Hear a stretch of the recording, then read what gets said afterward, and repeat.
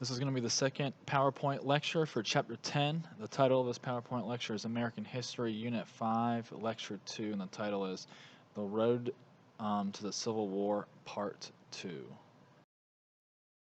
So like previously stated, the Missouri Compromise line divided the state of California into two. So the big issue is how was California going to be admitted into the Union? Was it going to be a slave state or a free state?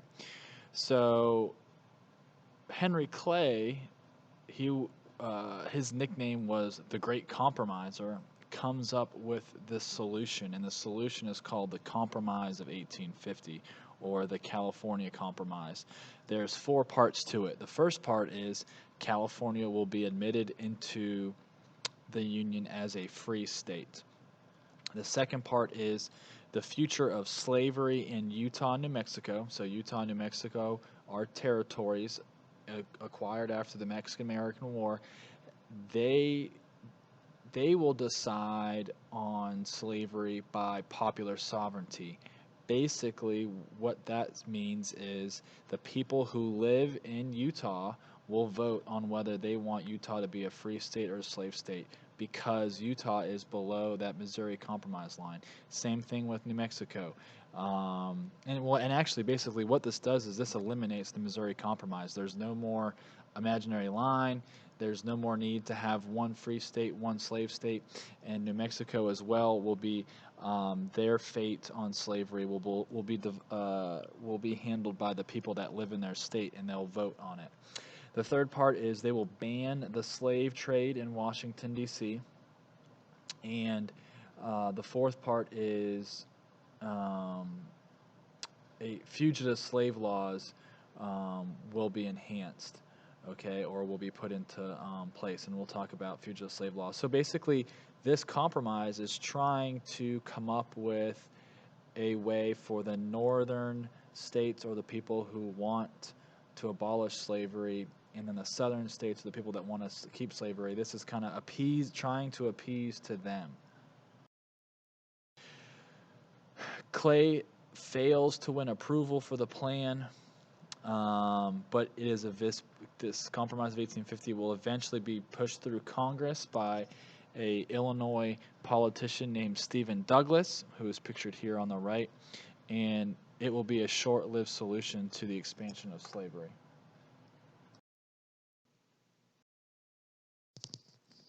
So let's talk more about the fugitive slave law. So that fourth point in the Compromise of 1850, the fugitive slave law was seen as a victory for the South.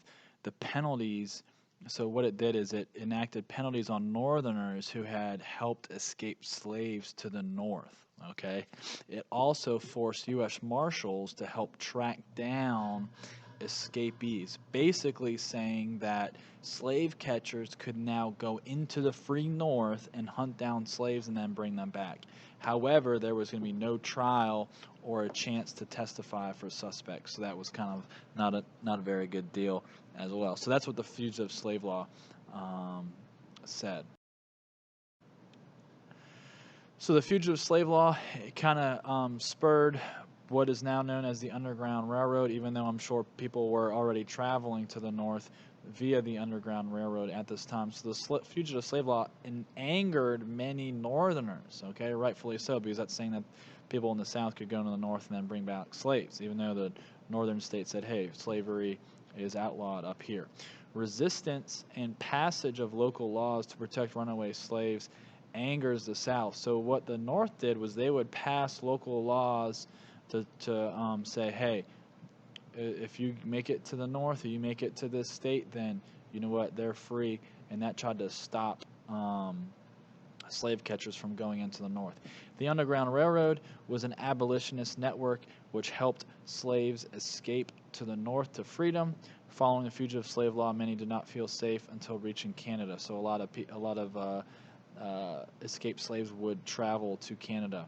Harriet Tubman was one of the chief conductors of the network of the Underground Railroad. Harriet Tubman, though, she really only worked in her area was Maryland, Delaware, and Northern Virginia. She really didn't go anywhere farther than Virginia. It's not like she was working in North Carolina or Alabama or Mississippi.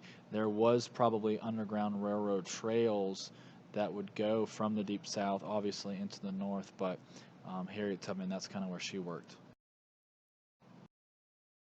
Tensions build. So in 1852, a book was published and written by Harriet Beecher Stowe, and this book was called Uncle Tom's Cabin. And this was a first-hand account about the evils of slavery. It became a bestseller and enraged Southerners, and what this did is it stirred up abolitionists, stirred up even more the abolitionist movement, and people got first-hand accounts of what slavery was going to be like in the South. Bleeding Kansas was another kind of important event that happened. And in 1854, we see the formation of the states of Kansas and Nebraska. Okay, and once again, this was north of that 3630 parallel. Stephen Douglas introduces this bill to let popular sovereignty decide on whether Kansas or Nebraska were going to be slave territories or slave states or not. And the Kansas-Nebraska Act was signed into law in 1854, and here's where we see pro- and anti-slavery forces rush into Kansas. So if you look at the map here, Kansas territory is right next to the state of Missouri. The state of Missouri is blue, and according to the key blue states on this map are slave states. So Missouri and the people of Missouri did not want Kansas to become a free state. So in this voting issue, you have people that are actually crossing the state line and voting illegally in Kansas so that Kansas can be a slave state. And this is kind of where the Bleeding Kansas will come from, and I'll talk about it here on the next slide. So the Kansas-Nebraska Act, because it says that popular sovereignty, or the people, can decide on whether the state is going to be a slave state or not. This act repeals the Missouri Compromise, and I already said that earlier. Like I said before, we have pro-slavery people sack the town of Lawrence, Kansas, and burn it to the ground. An extreme abolitionist, a guy who was against slavery, his name was John Brown, he kills 4 pro-slavery people in what is called the Pottawatomie Massacre in Kansas. John Brown's not originally from Kansas, but people flock to Kansas because of this voting that's going to go on to decide whether it's going to be for slavery or against slavery. Following this incident, widespread violence erupts in Kansas on both sides, thus leading to the nickname Bleeding Kansas. And a lot of people say that these were the first shots of the Civil War that happened, not the actual battles that happened, but this kind of stirs up the pot here.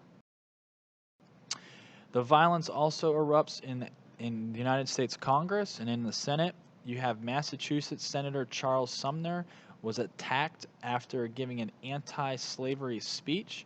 He is attacked by a South Carolinian congressman named Preston Brooks, and this kind of embodies the violence and the national split over slavery, and this happens in 1856. So, fighting occurs between noble politicians, quote unquote, over this slavery issue. Dred Scott was another kind of tipping point for the nation. In 1858, Dred Scott was a slave, and he actually sued for his freedom. He was taken into free states and free territories and actually lived there with his master for a certain period of time. And he sued for his freedom, citing the Northwest Ordinance and the Missouri Compromise. Unfortunately, this court case went all the way to the Supreme Court, and the Chief Justice at the time, Roger Taney, who was a Southerner, ruled that blacks were not citizens, that people cannot be derived of their property anywhere, therefore slavery cannot be banned anywhere. And he also said that the Missouri Compromise was never legal. So basically this said that states in the North can't end slavery or can't say that they're free states. So this was a huge decision at the time. Key political issue by the mid-1800s in politics is slavery. You have anti-slavery Whigs, anti-slavery Democrats, and free soilers form a new party called the Republican Party.